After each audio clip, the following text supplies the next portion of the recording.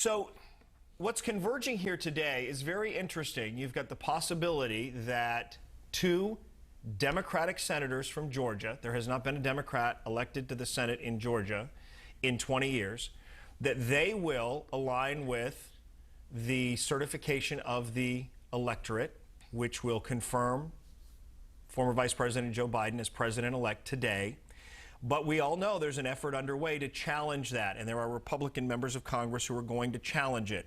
And the president is going to speak. In fact, he's scheduled to speak here during this hour to a crowd of people who are gathered in Washington. So we want to get a sense of how all of this might play out. Anna Warnecke is joining us.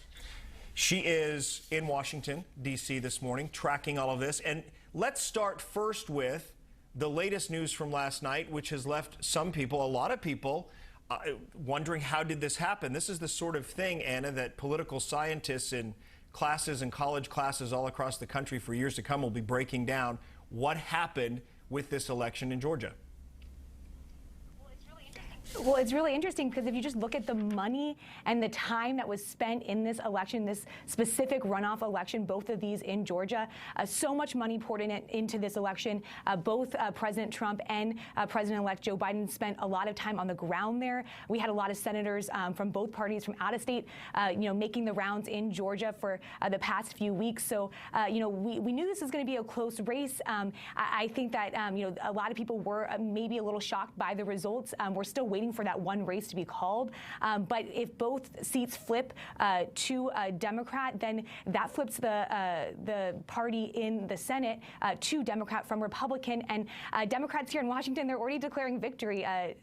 Minority Leader, soon to be potentially Majority Leader Chuck Schumer declared victory, saying that Democrats haven't controlled the Senate in quite some time. Saying that this is a great day in Washington. But we're still waiting for that one race to be called. Yeah, and it could take some time. And again, the networks, and rightly so, are hesitant to make that call because at this point they're hesitant to make that call because they don't want to be in a position where they have egg on their face, and we certainly understand that.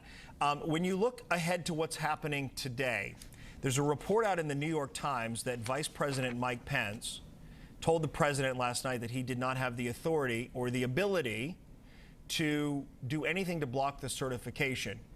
The president has denied that account of what happened last night. In any case, that seems to be the pathway this is taking.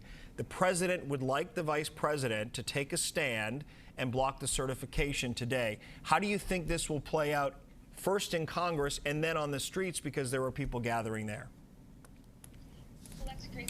Well, that's a great question. I know that Vice President Mike Pence will be presiding over this joint session in just a few hours, and it's going to be a long play out in Congress. I mean, this could wrap up today, but it could take a couple days just because of COVID regulations. And anytime anyone challenges any state, then the joint session breaks and they go for a 2-hour session. The House will meet individually, and the Senate will walk across to their chamber and meet and kind of hash out each state and their grievances over whatever the electoral results are in that state. So this could be a very, very long, drawn-out process. But while this is happening in Capitol Hill on the streets, there's been protesters the past 2 days. I saw them when I was walking here to work. There's thousands of people expected here in D.C. today. They've already boarded up all of the shops around the downtown area. President Trump, any minute now, he might have already spoken or started speaking, but he's addressing these protesters. So everyone's waiting for what's going to happen and play out in Congress.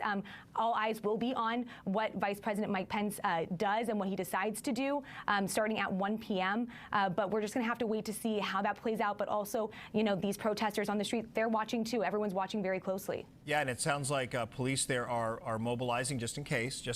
Anna Warnecke, thank you for joining us from Washington to bring us up to date on what's happening there. We really do appreciate it, and we'll check back in with you in the days to come as well.